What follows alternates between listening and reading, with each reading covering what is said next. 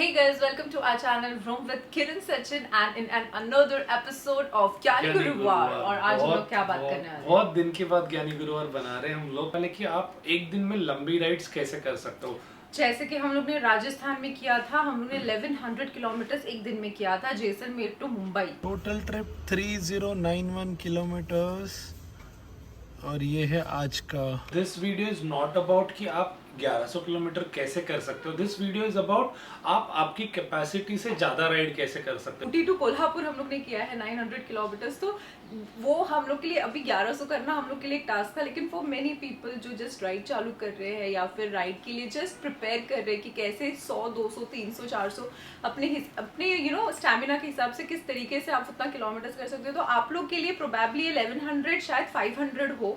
तो उसी के बारे में हम लोग इस बारे में बात करेंगे कि किस तरीके से आप अपनी बाइक को लंबे किलोमीटर्स के लिए चला सकते हो। So yes, let's get started. सबसे पहला point, start as early as possible.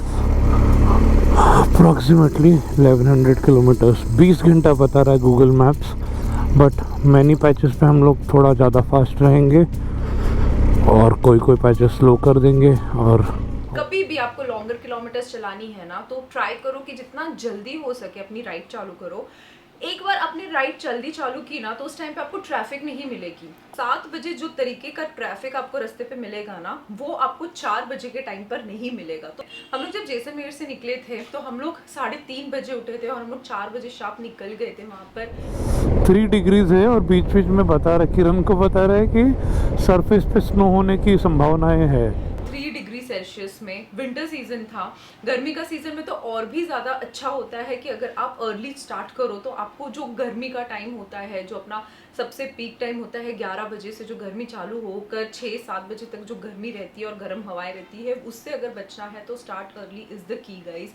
Winters में तो बहुत ही ज़्यादा आपको कंफर्टेबल फील होगा। सेकेंड पॉइंट जो बहुत इंपॉर्टेंट पॉइंट है, आपके पास फास्ट मोटरसाइकिल रहेगी तो आपको लगेगा कि मुझे लंबा डिस्टेंस जाना है तो मैं भगाऊंगा, कंटिन्यूस भगाते रहूंगा, 140-150 करते रहूंगा। बिकॉज हम लोग जैसलमेर से निकले थे, रोड्स आर रियली नाइस।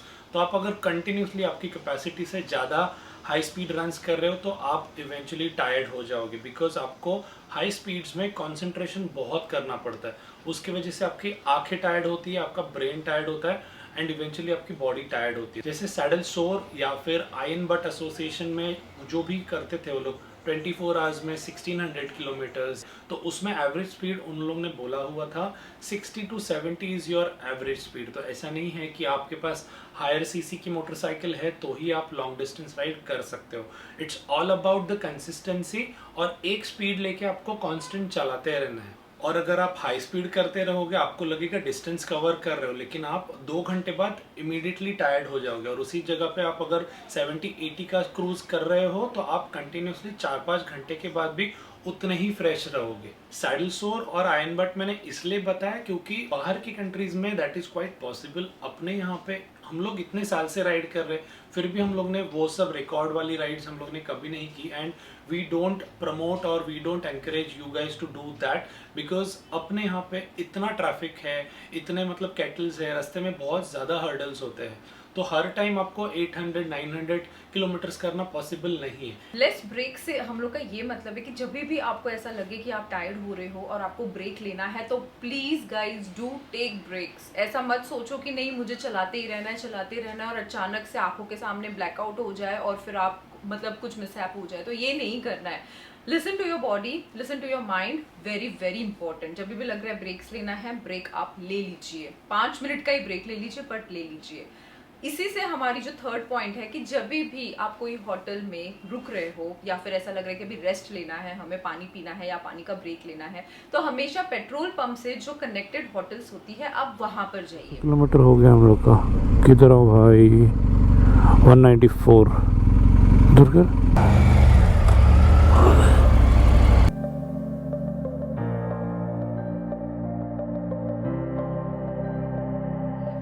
वहां पर जाने के बाद ऐसा हो जाएगा कि आपकी पेट्रोल जो रुक रहे हो आप, पेट्रोल का भी काम हो जाएगा, प्लस होटल जो ढूंढने की वजह से आप स्पीड कम करके ढूंढते रहते हो लेफ्ट राइट देखकर, तो वो आपका जो एफर्ट्स है वो बच जाएगा। पेट्रोल से कनेक्टेड होटल्स लेनी है। अगर सबसे इम्पॉर्टेंट चीज़ है, ये राइड पर मुझे ये रियलाइज हुआ है, तो ध्यान से सुनिएगा इस चीज़ को। जब भी आप होटल पे रुक रहे हो पानी का ब्रेक लेने के लिए, कभी भी होटल के अंदर स्टेप इन मत करो।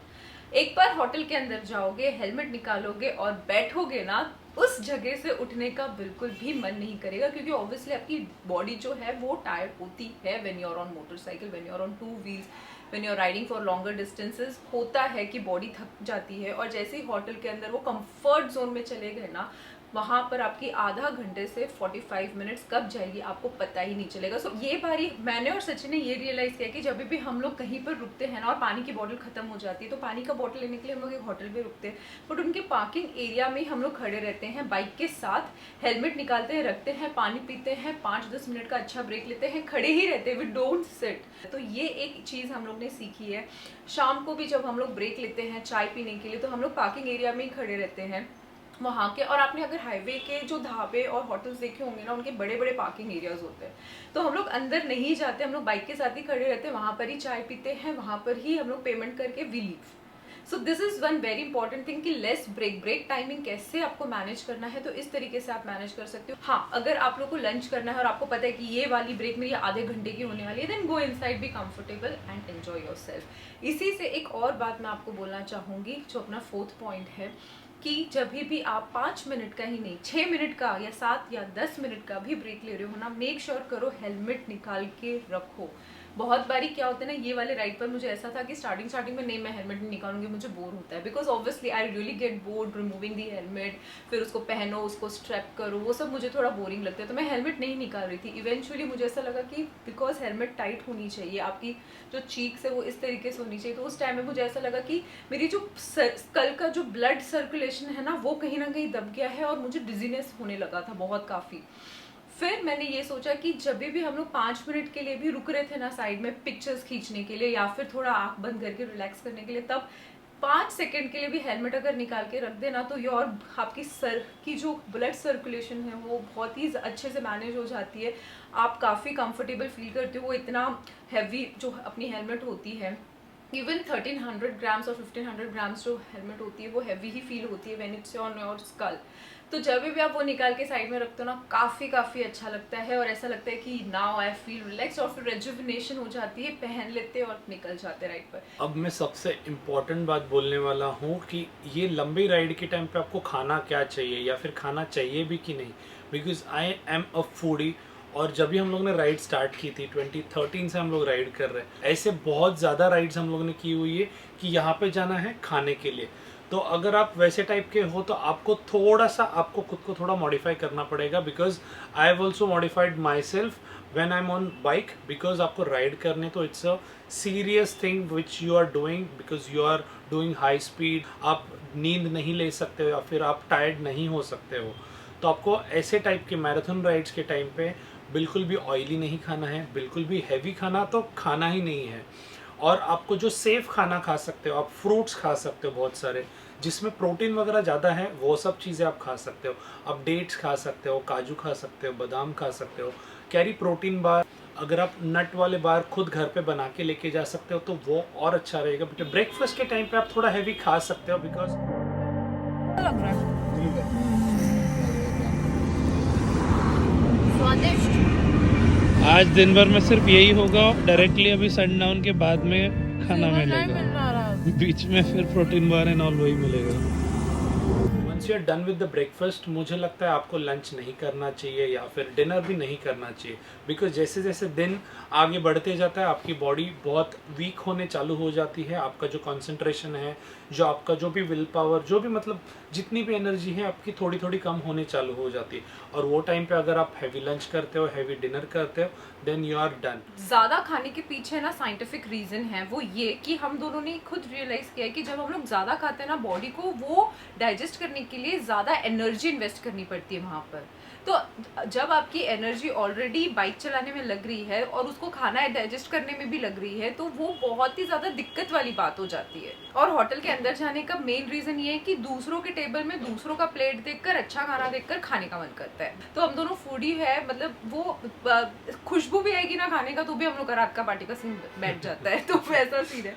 सो you have to eat light, खाना कम खाओ और सही बाइक चला सकते हो आप। और एक प्रो टिप, जब भी आपकी राइड ऑलमोस्ट खत्म होने वाली रहती है आपके घर के पास में जाने वाले रहते हो, तभी आपको पता है आपके घर के पास में 100 किलोमीटर में बहुत ज्यादा ब्रेकफास्ट जॉइंट्स रहते हैं। जैसे हम लोग गुजरात से निकले थे, अहुरा मेरे राइट साइड में था, किरण को बोल रहा था चल खाते इधर सल्ली पे ईदू खाते हैं, फिर कीमा पाव खाते हैं। She was also ready. मैं बोला नहीं अभी अगर खाएंगे, इसके बाद की जो हम लोग की बैंड बजेगी ना, बहुत हालत खराब हो जाएगी। बहुत हाल। हम लोग लिटरली रात को हम लोग कुछ 12 o'clock को शार्प पहुंच गए थे। घर आए, उधर से हम लोग ने जोमेटो से ऑर्डर किया, लेकिन हम लोग ने रास्ते पर नहीं खाया। We ended our ride so peacefully, without headache, without heavy head, without heavy stomach. It was so peaceful. दूसरे दिन उठ के हम लोग ब्रेकफास्ट करके we were at the store, so that Exactly. उतने फ्रेश थे हम लोग मुझे इतनी लंबी राइड के बोलना बाद। है कि अपन पता लंबा राइड करते तो आँख कैसे एकदम सूज जाती है, बॉडी एकदम That ऐसे is स्वेलिंग all वाली because feeling of आ जाती है। food, guys. और जब हम लोग स्टोर पर भी आए थे ना 1100 किलोमीटर करने का, अब हम लोग की टीम बोल रही थी आप लोग सच्चे चलाकर आए हो क्या? हर चीज खाने से शुरू होकर खाने पे ही खत्म होती है। आपकी बॉडी, आपकी हेल्थ, आपका mental state, everything is related to one thing and that's food.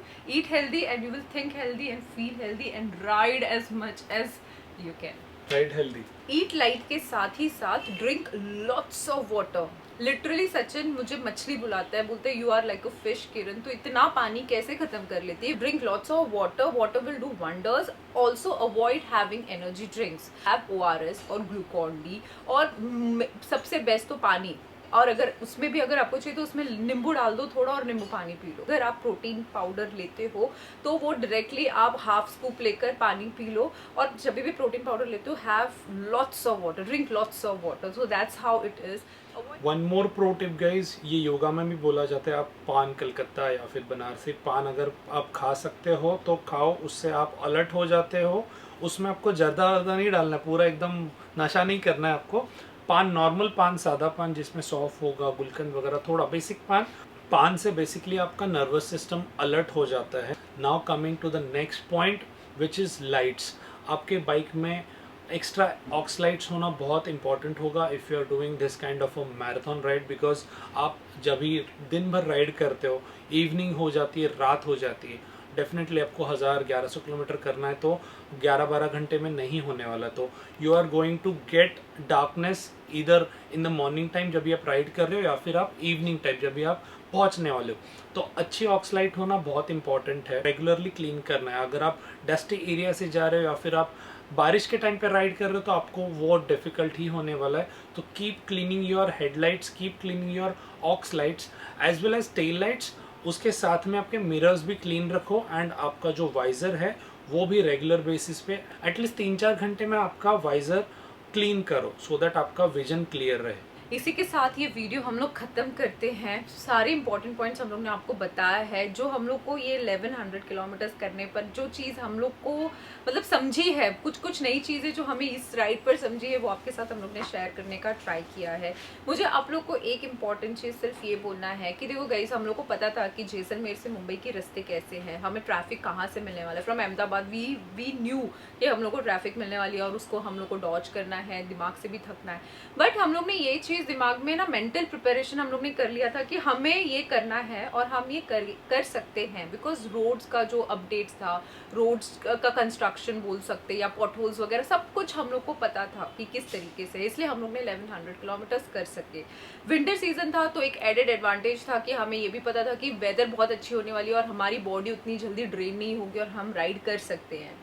लेकिन अगर आप समर्स में राइड करो जहाँ पर 40 डिग्री सेल्सियस भी होती है और 35 to 40 डिग्रीज के गर्मी में आपको राइड करना पड़ता है, जहाँ पर गर्म हवाएं आपको आती है, आप लिटरली बहुत ज़्यादा ड्रेन हो जाते हो। If I compare summer rides and winter rides is always very very pleasurable, लेकिन समर राइड्स इतनी प्लेजरेबल नहीं होती है। तो आपको उस तरीके से समझना है अपने आप को कि किस तरीके से आप कितना किलोमीटर्स राइड कर सकते हो।